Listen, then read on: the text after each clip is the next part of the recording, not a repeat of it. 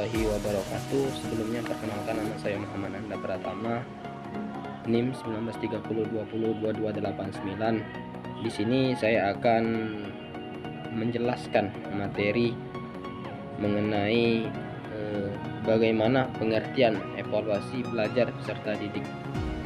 Jadi secara etimologi, evaluasi itu berasal dari bahasa Inggris, yaitu evaluation, dari akar kata value yang berarti nilai atau harga. Nilai di dalam bahasa Arab disebut al-qiyamah atau al-takdir yang bermakna penilaian ataupun evaluasi. Sedangkan secara harfiah, evaluasi pendidikan dalam bahasa Arab sering disebut dengan al-takbiratul tarbiyah, yang diartikan sebagai penilaian dalam bidang pendidikan atau penilaian mengenai hal-hal yang berkaitan dengan kegiatan pendidikan. Secara terminologi, beberapa ahli memberikan penjelasan ataupun pendapat tentang pengertian dari evaluasi. Di antaranya Edwin dalam Ramayulis mengatakan bahwa evaluasi mengandung pengertian atau suatu tindakan atau proses dalam menentukan nilai sesuatu. Sedangkan berkata Muhammad Syabib Toha mendefinisikan evaluasi merupakan kegiatan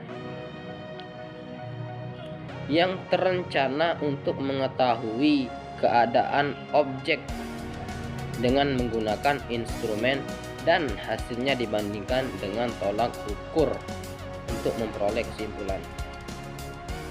Jadi dapat ditarik kesimpulan di sini dari beberapa ahli yang telah saya sebutkan tadi mengenai pendapat-pendapatnya. Dapat kita tarik kesimpulan bahwasanya pengertian evaluasi secara umum yaitu sebagai proses sistematis untuk menentukan nilai sesuatu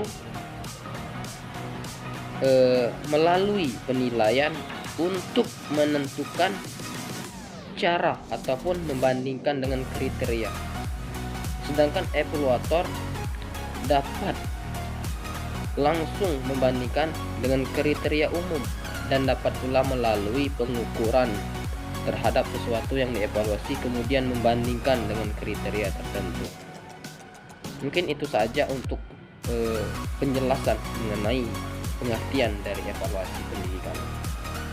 Saya akhiri dan saya kembalikan ke rekan saya yang akan melanjutkan dari pembahasan saya. Saya akhiri. Assalamualaikum warahmatullahi wabarakatuh. Perkenalkan, nama saya Aryati dengan NIM 1930202297. Baik, di sini saya akan melanjutkan materi mengenai tujuan, fungsi, dan manfaat evaluasi.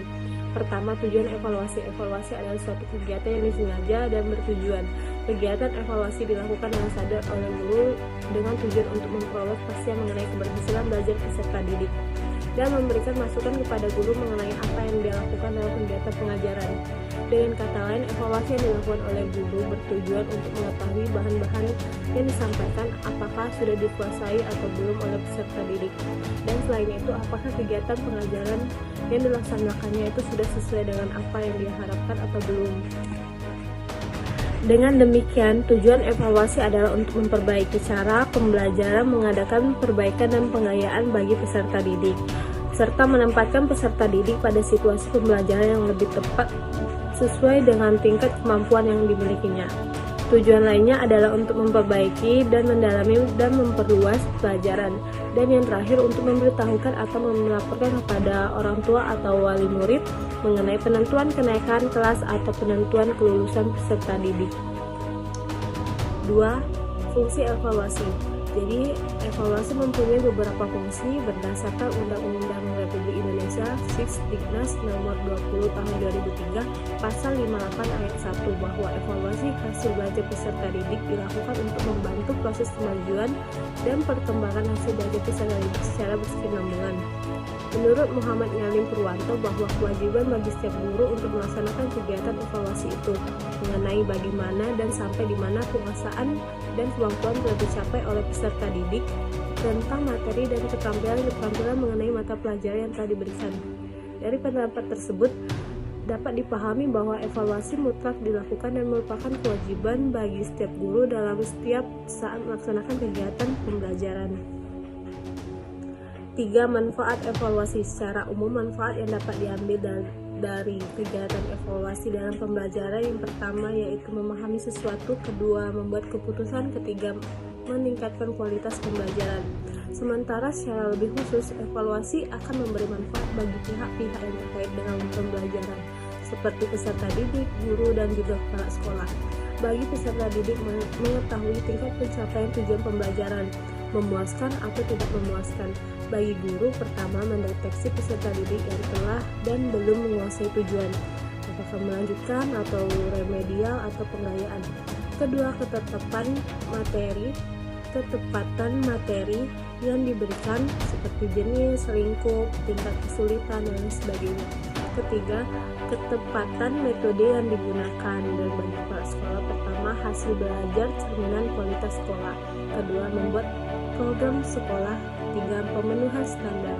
Dengan demikian dapat dipahami bahwa evaluasi sangat perlu atau bermanfaat dan merupakan syarat mutlak untuk perbaikan agar mempunyai makna yang signifikan bagi semua pihak. Mungkin itu saja, saya akhiri. Wassalamualaikum warahmatullahi wabarakatuh. Bismillahirrahmanirrahim. Assalamualaikum warahmatullahi wabarakatuh. Perkenalkan, nama saya Indah Rahmat Solehah dengan NIM 1930202277. Baiklah, saya di sini akan melanjutkan materi selanjutnya, yaitu yang C, syarat dan petunjuk dalam menyusun tes dan teknik evaluasi. Yang pertama yaitu syarat dan petunjuk dalam menyusun teks. Adapun syarat-syarat dalam menyusun atau alat evaluasi. Yang A yaitu validitas. Validitas sering diartikan dengan kesohihan. Suatu tes dikatakan valid apabila mengukur apa yang seharusnya diukur. Yang B, realibilitas. Realibilitas sering disebut juga taraf kepercayaan dan sering disebut juga dengan keterlambatan. Yang C, daya beda butir. Daya beda butir terdiri dalam dua kategori, yaitu beda atau analisis butir soal secara kuantitatif dan secara kualitatif. Yang D, efektivitas. Yang dimaksud efektivitas suatu tes adalah bahwa pelaksanaan tes atau penilaian tersebut tidak membutuhkan ongkos atau biaya yang banyak dan waktu yang lama. Yang E, objektivitas. Penilaian harus dilaksanakan secara objektif. Untuk itu, penilaian harus adil, terencana, berkesinambungan, menggunakan bahasa yang dapat dipahami siswa, dan menerapkan kriteria yang jelas dalam pembuatan keputusan. Yang kedua yaitu teknik evaluasi. Ada dua hal teknik evaluasi untuk menilai kualitas siswa, yaitu yang pertama, yang A, tes. Tes merupakan sejumlah pertanyaan yang memiliki jawaban yang benar atau salah. Dan yang B yaitu non-tes. Mungkin hanya itu penjelasan yang dapat saya jelaskan. Kurang lebihnya saya mohon maaf, pada Allah saya mohon ampun. Wabillahi taufik wal hidayah. Wassalamualaikum warahmatullahi wabarakatuh.